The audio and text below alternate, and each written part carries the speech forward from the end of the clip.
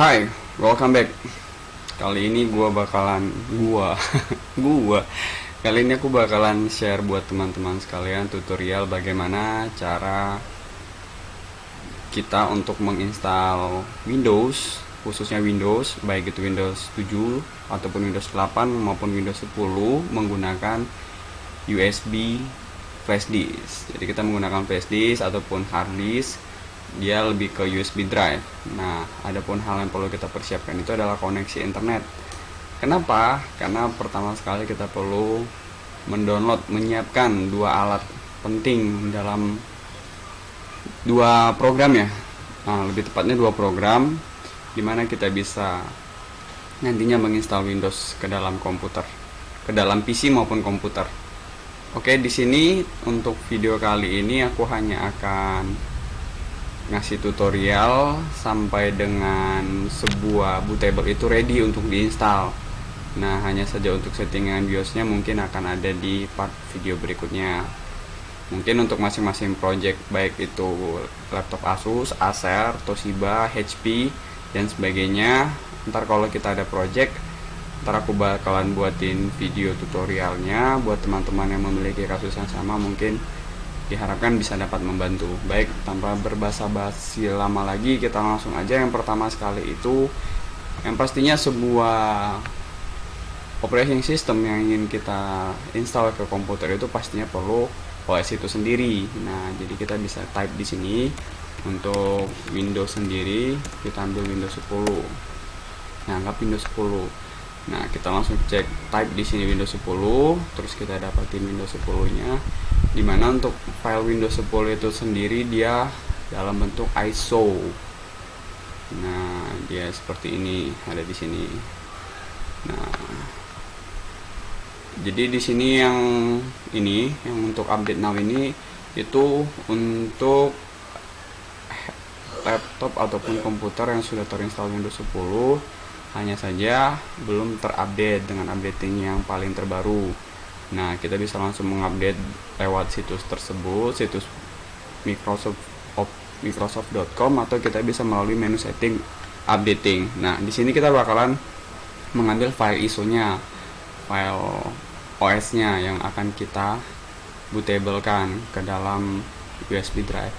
Nah, di sini dia ada tulisan Create Windows 10 Installation Media. Nah, kita download toolnya. Setelah kita download toolnya, dia kurang lebih besarnya hanya 18,56 MB. Nah, nanti di tampilannya itu kurang lebih akan seperti ini. Aku contohkan saja. Tampilannya kurang lebih akan seperti ini, Media Creation Tool 20H2. Nah, jadi dia biasanya Media Creation Tool untuk Windows 10 itu akan menyesuaikan dengan updatean terakhir.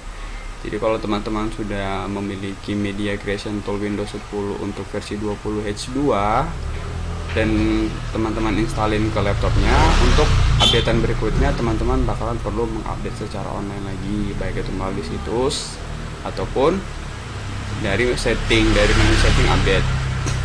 Nah, untuk catatan, untuk proses pendownloadan file ISO-nya itu kita harus tersambung dengan koneksi internet.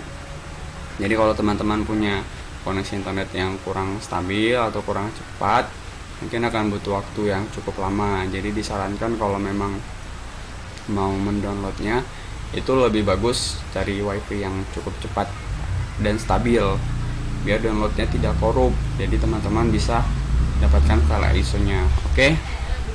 Nah, seperti biasa, kita terima dulu untuk policy, ketentuan dan persyaratannya.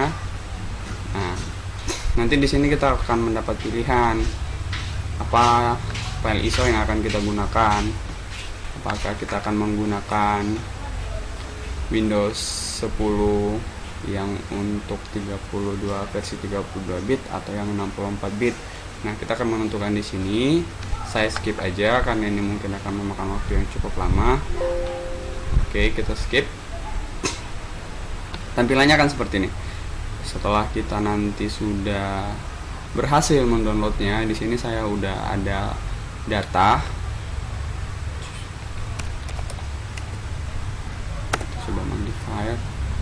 biar teman-teman bisa lihat dengan jelas. Mungkin di sini saya udah ada datanya. Oke.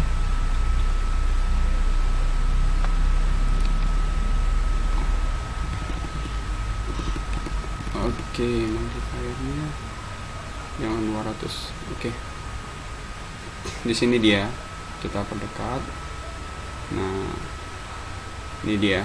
Akan seperti ini tampilannya. Dimana aku sendiri sudah menyiapkan Windows 10 yang versi 64 bit dan juga Windows 10 versi 32 bit.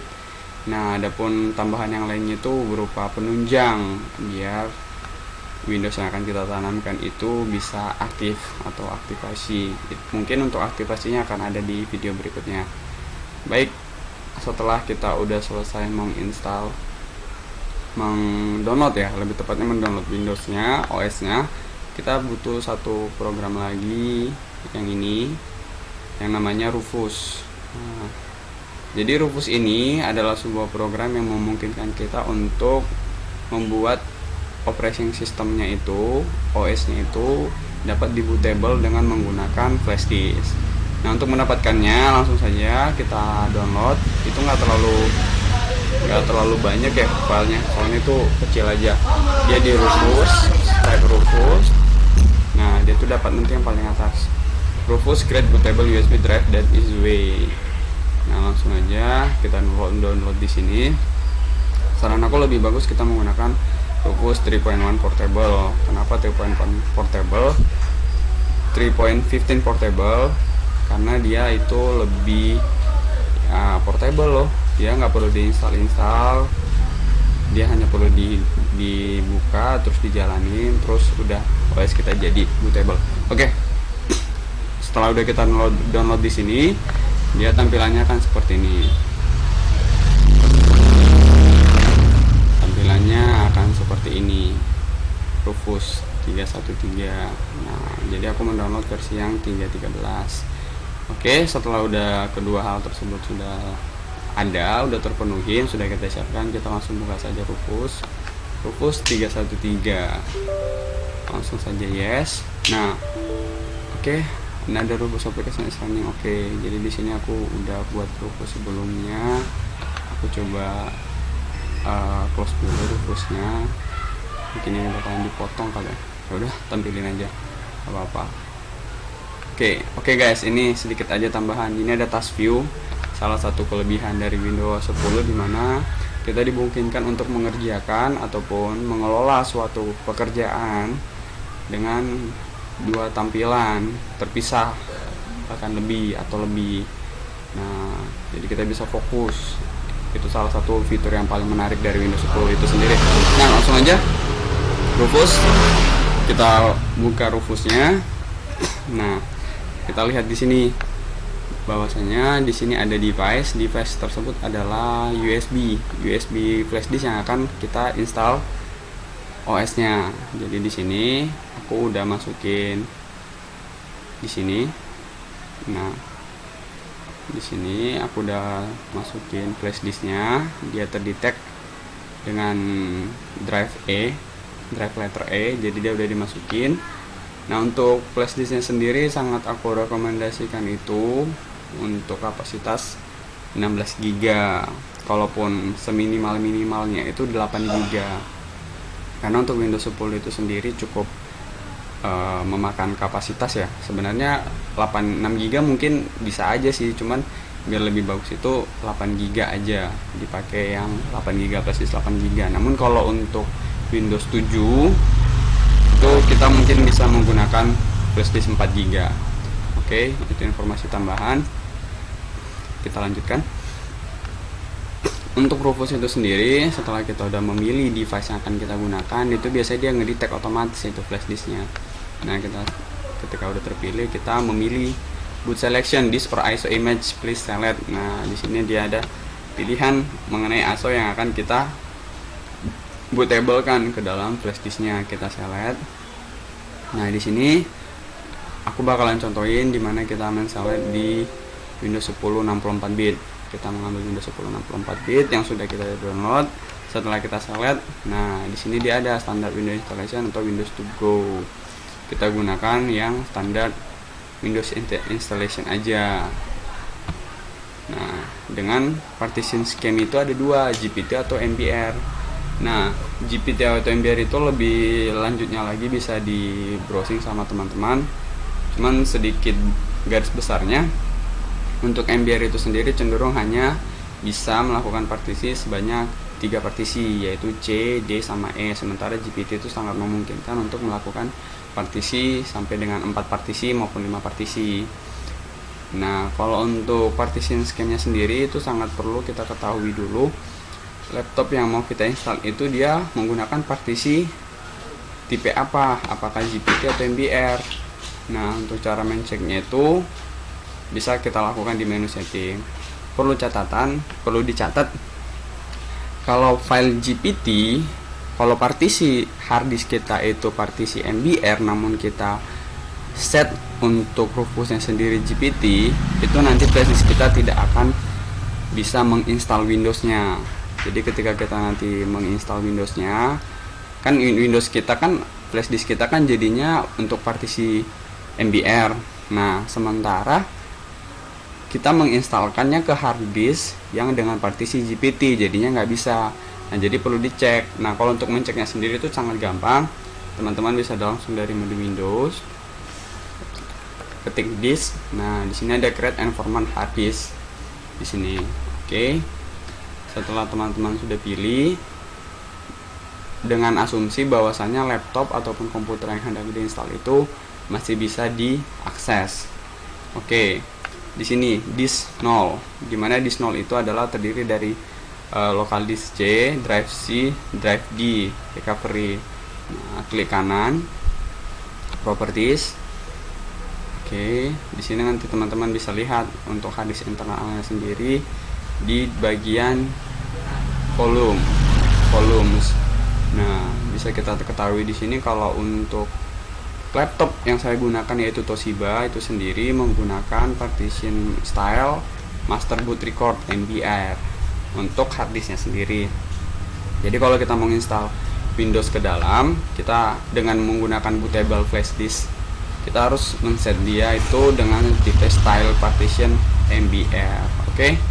Gitu juga untuk selanjutnya. Kita lanjutkan.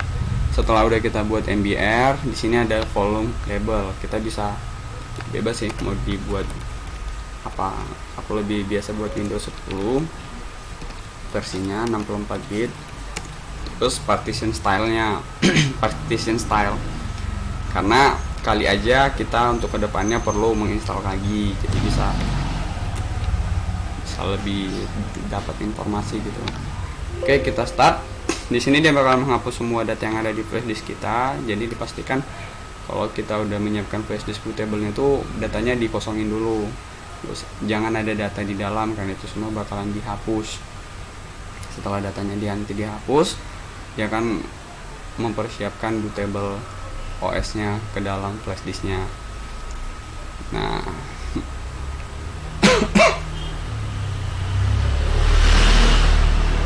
setelah nanti ini sudah selesai, kita bisa menginstal Windows ke dalam laptop, ke dalam komputer yang kita inginkan.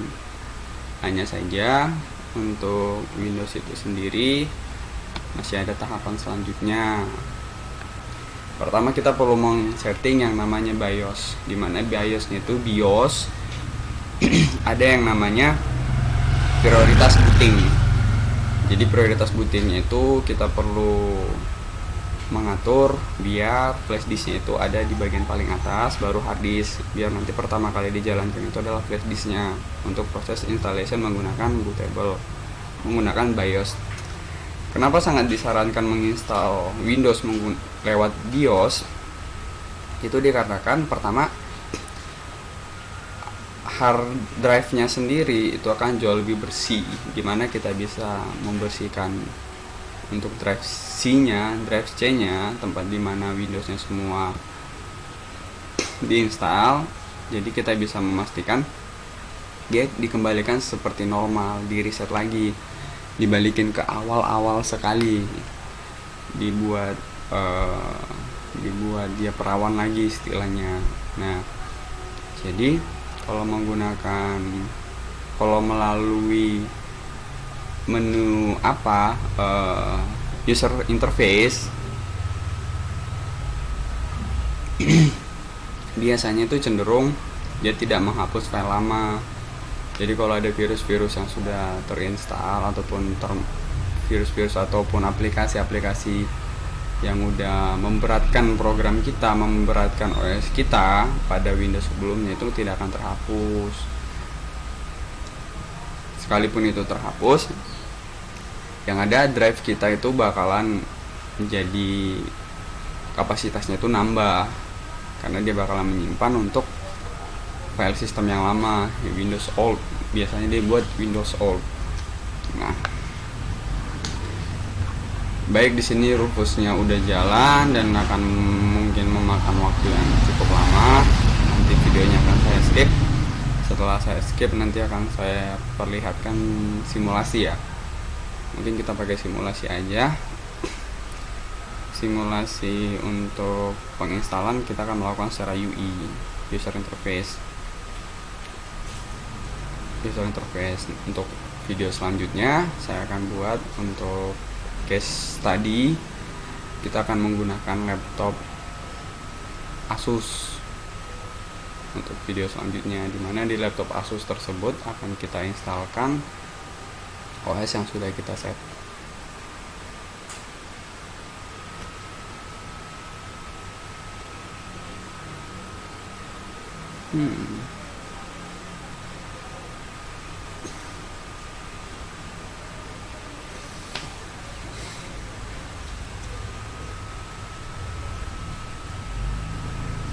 Stop recording.